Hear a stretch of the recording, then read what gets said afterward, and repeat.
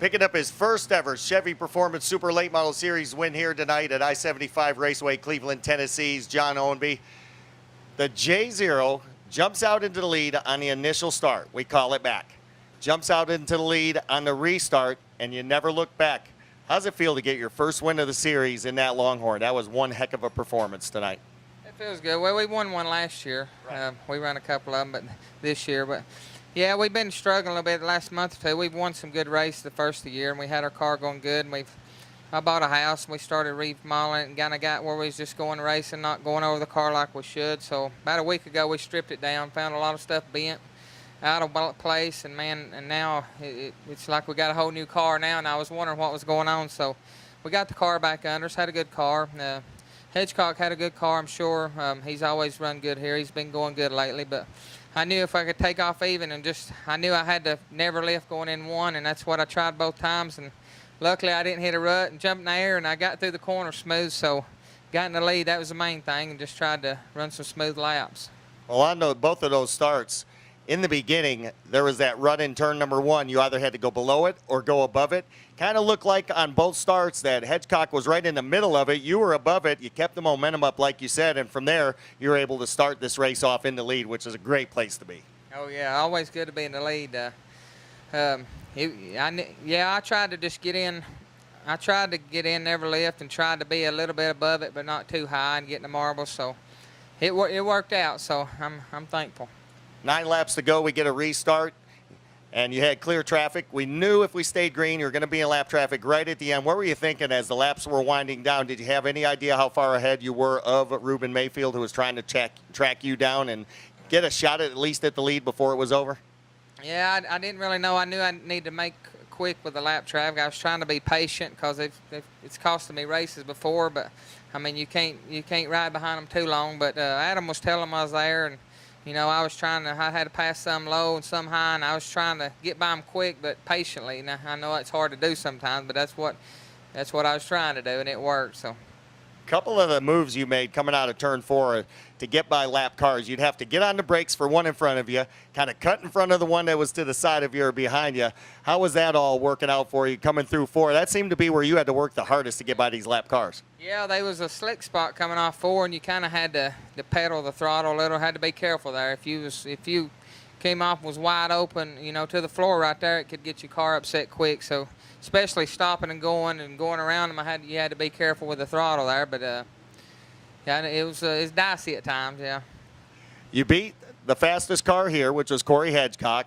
You beat the point leader, Tyler Crowder. You beat the champion, Ronnie Johnson. I guess that this is probably one of those perfect nights that you soon won't forget, at least your team won't, because they're outside this trailer waiting to see and congratulate you one more time. Oh, yeah, we'll remember this one. We had a good night. We're going to 411 and hope it continues over, and hope we have another good night. And I'd like to thank the Lord Jesus Christ most of all for looking over me and being with us, and thank Sam and Glenda for giving me good stuff to race, and Sam's Restaurant Equipment. Phantom Race Engines. I switched to him last year, man. I know every now and then you have a problem, man. I ain't had a lick of trouble, man. Good engines, horsepower, and M&S Motors, and Austin Trucking, and Stealth Racing Carburetors. I know I'm forgetting somebody, but thank my family for supporting me. Tonight's winner sure could be the second driver to repeat in the Chevrolet Performance Super Late Model Series this year. The way John Owenby looked tonight, no reason he can't go to victory lane tomorrow night at 411.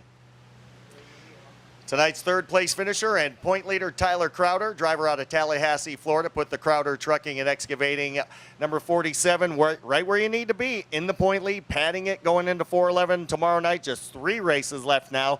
You're starting to feel a little pressure that you have to keep performing to win this championship. How's it working for you so far? Well, you know, some of the decisions I made tonight on the race car and during the feature race, I definitely had the points in my mind. You know, on that initial or the second restart that we had, I knew the top side was going to be a little faster, but there was a lot of risk up there, so I just chose the bottom, and I knew that second or third would be a good points night for us, so that's what I was thinking.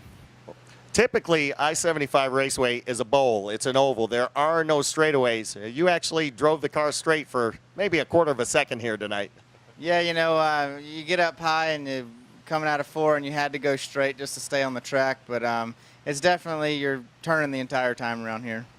Points racing can be beneficial because you got to stay ahead of those guys. The thing that can get you is you point race yourself right out of the points race by trying to points race. So this is a fine line you got to walk these next 3 races.